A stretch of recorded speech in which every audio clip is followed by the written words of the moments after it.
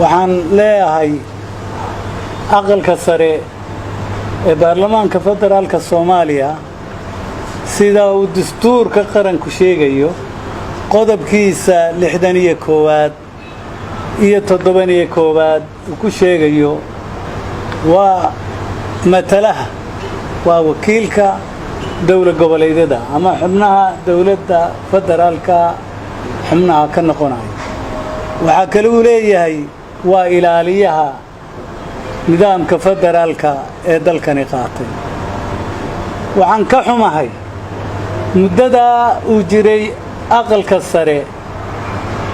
in aan madaxweynuhu waa gaar ahaan madaxweynuhu una aqoonsan tixna gelinin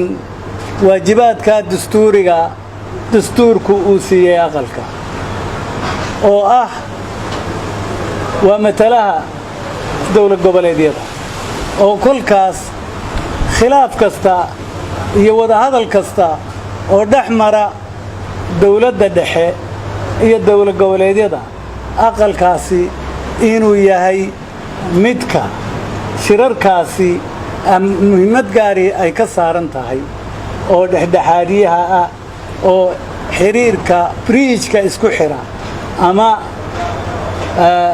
dildilka isku xira uu yahay ayaa ku cad dastuurka jamhuuriyadda Soomaaliya waxaan ka xumahay shirka lagu qabanayo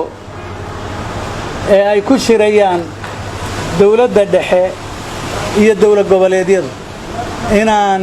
aqalkani una ka qayb gelin oo halkaas maxay cadeynaysaa laba sababood ayaa cadeynaysaa waxay cadeynaysaa madaxweynaha jamhuuriyaddu inuuna ogolayn aqoonsanayn nidaamka la qaatay ee federaalka waxa kale uuna aqoonsanayn uuna fahamsanayn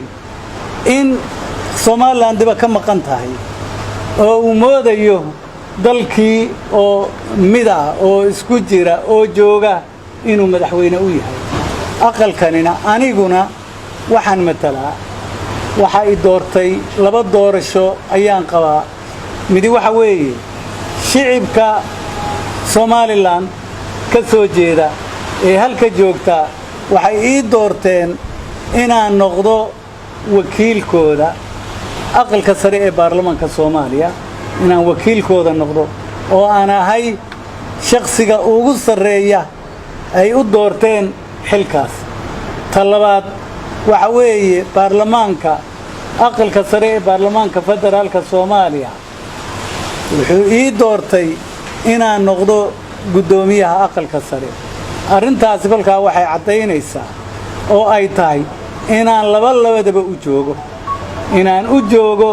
matalaada Soomaaliland oo ay tahay arrimaha Soomaaliland